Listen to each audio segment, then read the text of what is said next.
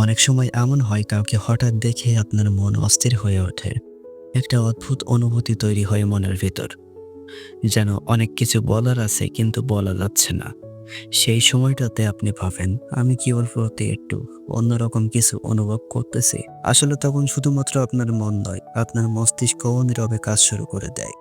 এই ভিডিওতে আমরা জানবো প্রেমে পড়ার আগে আমাদের মস্তিষ্ক কিভাবে কাজ করে।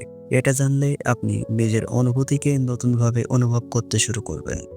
তাই হাতে সময় আর মনে ধৈর্য রাখুন এবং চোখ মেলে ভাবুন। আপনি যখন কাউকে দেখে ভালো লাগা অনুভব করেন, তখন মস্তিষ্ক থেকে বের হয় এক ধরনের রাসায়নিক ডোপামিন। এই জিনিসটি আপনার ভেতরে আনন্দ তৈরি করে এবং বলে, আমি সেই মানুষটাকে আবারও দেখতে চাই। আপনি সারাদিন শুধুমাত্র তার কথা ভাবেন। সে কি করতেছে, কোথায় আছে, কোথায় যাচ্ছে। এই সময় আপনার সেরোটোনিন হরমোন কমে যায়। ফলে মন সবসময় শুধু তার দিকেই ধাবিত হয়। তার সামনে গেলে বুক কাঁপে, হাত ঘামে। তার সাথে সামনাসামনি কথা বলতে গেলে এমন মনে হয় যেন মুখ থেকে কথাই বেরোচ্ছে না। এটা এজন্যই হয় কারণ আপনার মস্তিষ্কে সেই সময় নরএপিনেফ্রিন কাজ করে। এটা উত্তেজনা সৃষ্টি করে এবং শরীরও তা বুঝতে পারে। তার সঙ্গে কথা বললেই যেন মনে হয় এই মানুষটার সঙ্গে আমি নিরাপদ।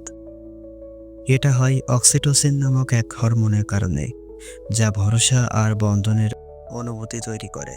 অনেক সময় এমনটাও দেখা যায়, মানুষ নিজের যুক্তি ভুলে গিয়ে মন যা বলে সেটাই করে, কারণ তখন মস্তিষ্কের লজিক্যাল অংশ কাজ কম করে।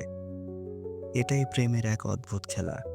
প্রেম আসলে শুধু একটি অনুভূতি নয়, এটি একটি জটিল রাসায়নিক প্রক্রিয়া যা আপনার মনের সাথে আপনার মস্তিষ্ককেও গভীরভাবে জড়িয়ে রাখে।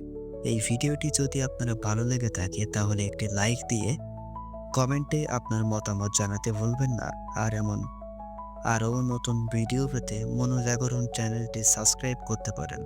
সবশেষে একটাই কথা বলতে চাই, আপনার অনুভব, আপনার চিন্তা সবকিছুতেই থাকে বিজ্ঞানের ছোঁয়া। তাই জেনে বুঝেই ভালোবাসুন।